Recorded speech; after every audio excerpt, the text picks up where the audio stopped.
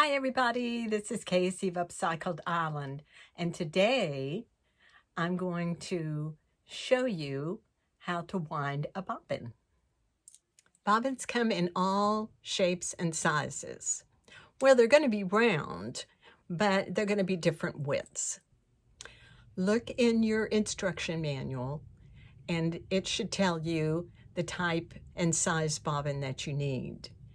If for some reason that is not listed in your instruction manual, then take the bobbin that came with your machine to the sewing store and compare it with what's available for sale so you can buy the correct bobbins.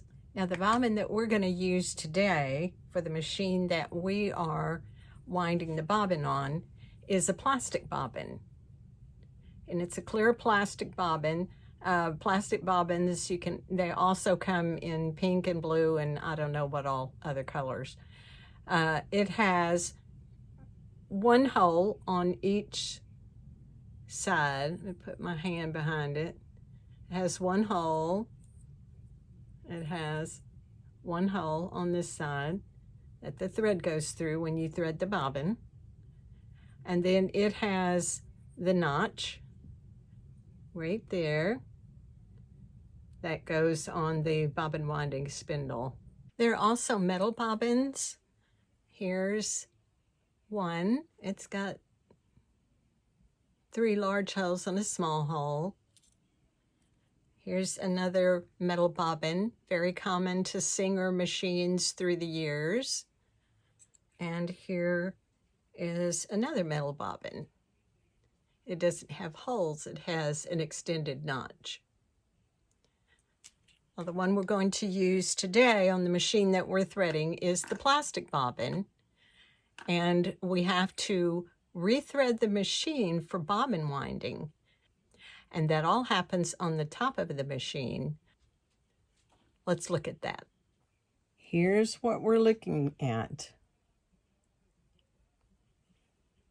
Here's our thread spool.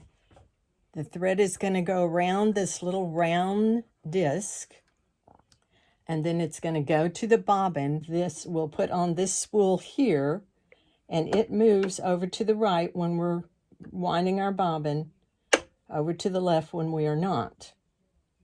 There's a little triangular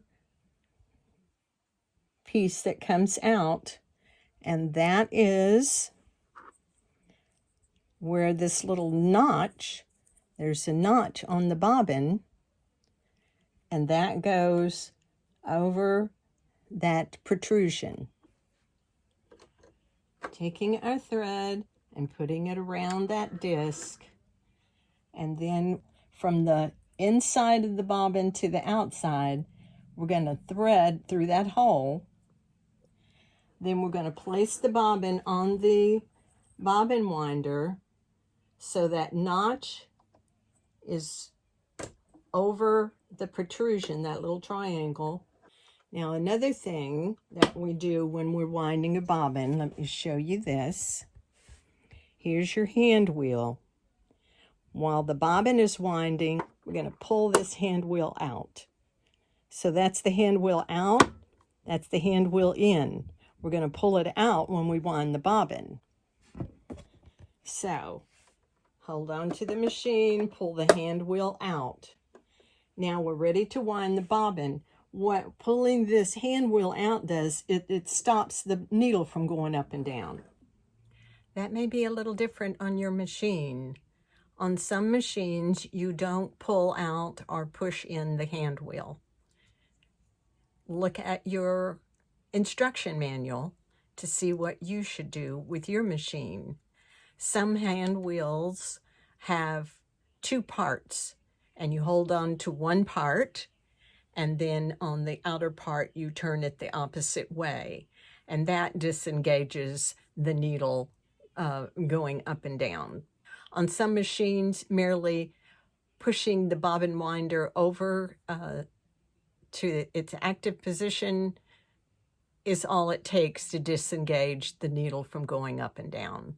And on some machines, I have one machine, an older model, I just wind the bobbin. There's no way to disengage the needle from going up and down. So while the bobbin's winding, the needle is going like crazy.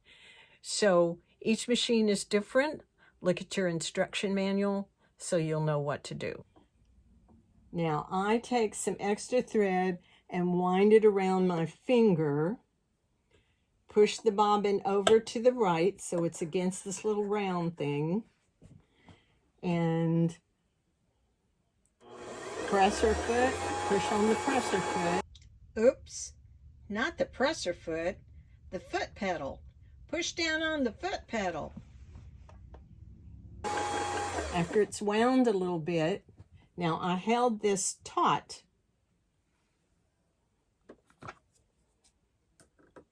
And then I'm going to clip the thread on top now that it started good. And then we just wind our bobbin, and it should stop automatically when it is wound enough. This takes a few minutes. I like to just barely have my finger on top of the thread spool, because when it goes pretty fast, I think, man, that thing's going to fly right off of there.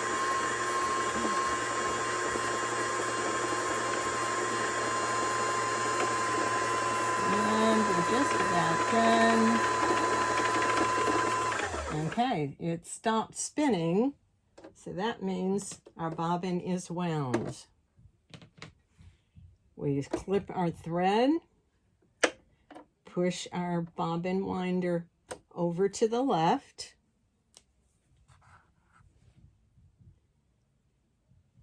Be sure and push your hand wheel back in, because if you don't, you'll start sewing and it won't sew. So push your hand wheel back in, and now you're ready to rethread your machine. I hope that was helpful to you. Thank you for watching. I'll see you next time. Stay safe.